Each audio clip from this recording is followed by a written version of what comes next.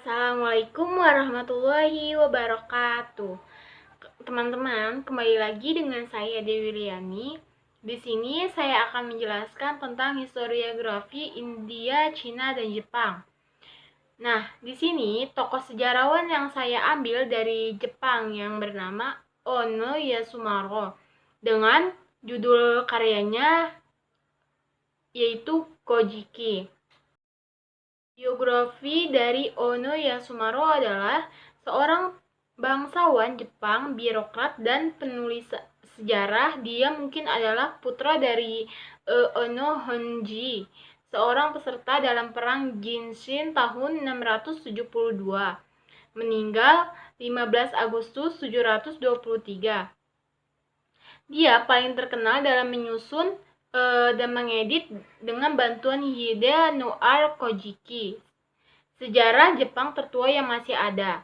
Permaisuri Genmei memerintah tahun 777 sampai 721 yang menugaskan Yasumaro dengan tugas menulis Kojiki pada tahun 711 menggunakan kronik, klan, dan mitos asli yang berbeda.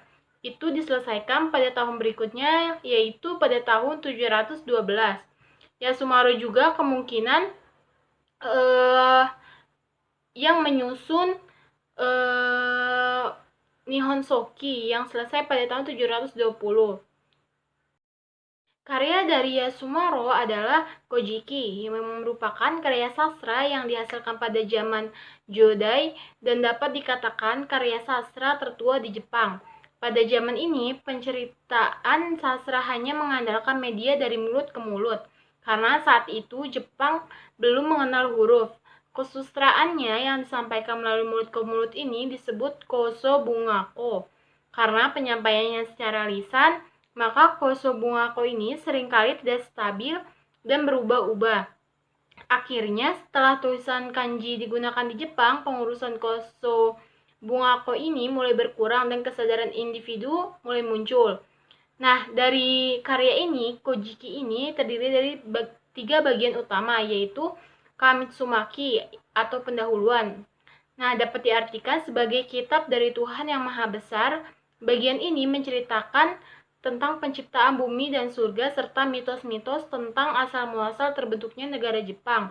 Mitos ini menceritakan tentang turunnya Ninigi no Mikoto dari surga ke dunia, yaitu di Gunung Takachihomine di Kyushu.